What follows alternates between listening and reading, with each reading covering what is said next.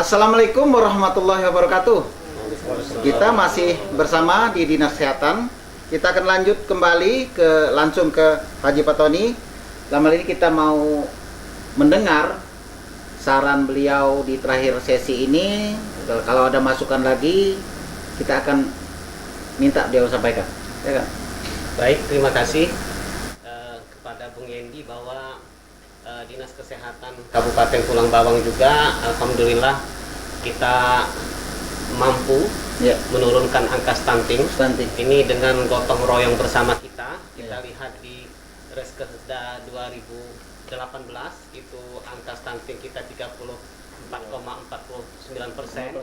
Kemudian mampu kita gotong royong turunkan pada tahun 2019 dengan angka 15,12%, dan ini sudah masuk ke SGI, Sistem Gizi Indonesia, dan datanya memang langsung terakses di Kemenkes RI.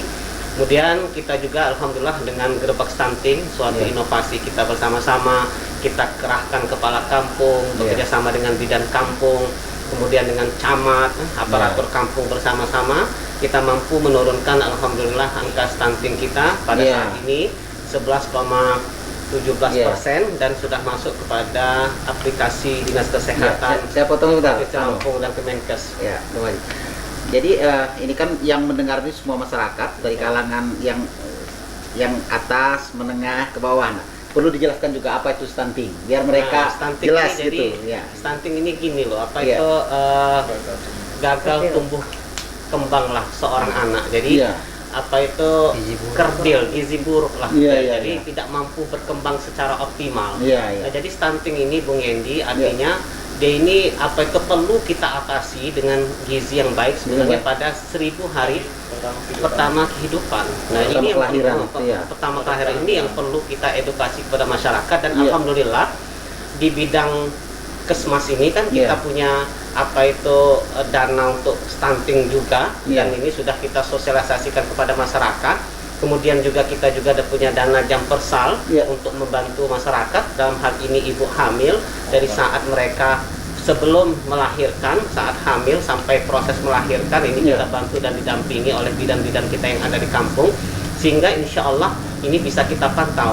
Maka kalau kita ini Bung Yendi, alhamdulillah Dinas Kesehatan ini punya grup BMW Sayang Ibu, dan tidak ada satupun pasien yang akan melahirkan di lapangan, di kampung-kampung yang tidak terakses dengan saya. Jadi justru saya selaku Kadiskes bisa memberikan saran, bahkan saya tahu dia sudah sampai di rumah sakit atau belum, sudah melahirkan apa belum, saya sudah pantau secara langsung. Sebegitu detailnya. Dan ini alhamdulillah Bung Yendi bisa cek, ambil sampel saja, di Menggalakkah, di kampung-kampungkah, ke bidan kampung, benarkah bahwa BMW Sayang Ibu ini ketika ada orang melahirkan terakses langsung dengan Kepala Dinas Kesehatan?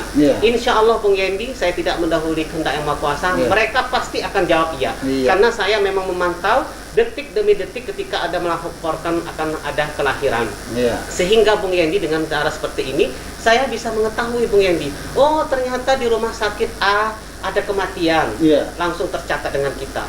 Bahkan saya bisa menurunkan hari-hari itu juga tim investigasi di lapangan. Ini pelakunya ada Pak Nyoman, ada Pak Arisandi, yang saya tunjuk langsung ketika ada salah satu rumah sakit yang melaporkan bahwa ada kematian, dan itu saya ketahui langsung pada hari-hari itu. Dan inilah alhamdulillah dengan BMW Sayang Ibu itu kita bisa melaksanakan dengan baik proses yang ada di lapangan, Bung Yendi. Oke, super kita. Oke, saya langsung ke Bang Junaidi. Iya Bang Edi. Tadi disampaikan oleh Pak Kadis, apa yang dilakukan dari Dinas Kesehatan itu merupakan penjabaran daripada visi misi Bupati Kabupaten Pulang Bawang. Salah satu pendukungnya itu dia mempunyai visi dan misi, tentunya yang di bawah yang harus menjalankan. Dinas Kesehatan punya peran penting karena terkait dengan adanya pelayanan dasar itu biasanya ada dana BOK, ya kan? Udah itu ada dana JKN, dana kapitasi, dan ada JKD. Ditambah tadi ada anggaran DAK stunting, lalu ada juga untuk ibu rumah tunggu atau rumah singgah. Ini kan satu kesatuan. Nah akan tetapi disinilah yang harus benar-benar penggunaan anggaran itu bisa dilaksanakan dengan tetap efektif dan tepat guna. Ya, karena di saat-saat pandemi semacam ini, ya semua mata akan melirik. Terhadap lirikan-lirikan itu Dinas Kesehatan sangat seksi.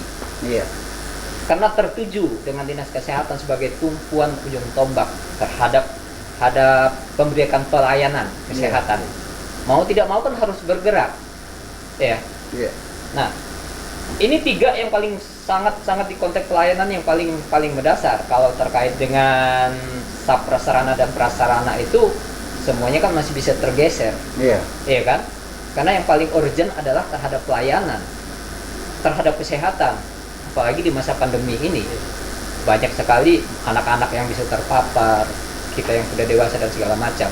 Artinya bagaimana 3 dana ini benar-benar bisa terserap dengan baik.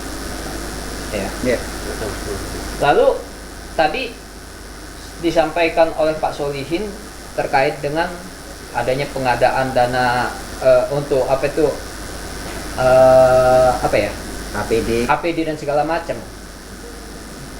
Apakah pengadaan APD itu adanya kewajiban itu yang mengadakan Dinas Kesehatan atau Puskesmas bisa mengadakan juga? Karena jangan sampai ini kami pergunakan nih dana ini untuk kami adakan juga.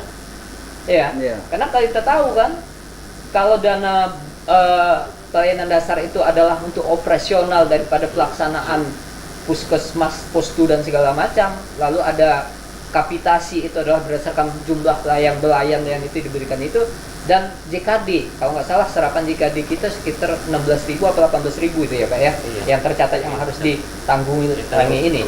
Nah ini semua itu harus bisa terkonek dengan baik, tersampai dan tersalur dengan baik. Bukan hanya untuk tertentu.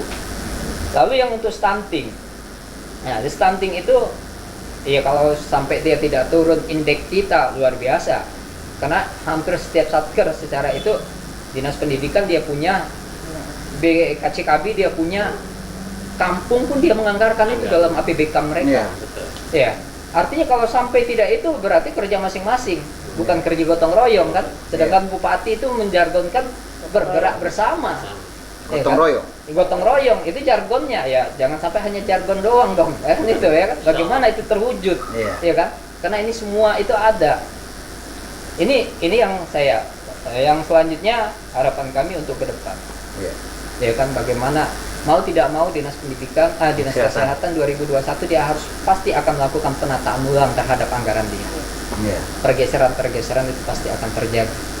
Nah, terhadap pergeseran ini bagaimana bisa menjadikan satu bentuk apa yang menjadi prioritas dan skala prioritas itu yang diutamakan. Terima kasih atas waktu dan kesempatan. Mohon maaf kalau saya kurang menjelaskannya, kurang berkenan. Sip, mantap masukan itu Bang Junedi. Saudara, kita semua tahu dan telah mendengar penjelasan dari Kepala Dinas Kesehatan dan para pendamping-pendamping beliau. Berbagai cara dan upaya telah dilakukan dalam penanganan COVID-19 yang telah menyebar dan menjadi hantu masyarakat ini. Tentu saja berbagai kelemahan itu ada, dan kita harus memberi dukungan. Tanpa dukungan dari masyarakat dan semua elemen masyarakat, baik yang bertugas, ke masyarakat langsung, yang pengguna anggaran, semua harus bekerja sama untuk mengatasi ini. Tanpa ada peranan dari semua elemen, maka tidak akan terwujud semua program ini. Kita akan bertemu kembali dalam Digas Bersama Tut Yendi dengan tema yang lain. Wassalamualaikum warahmatullahi wabarakatuh.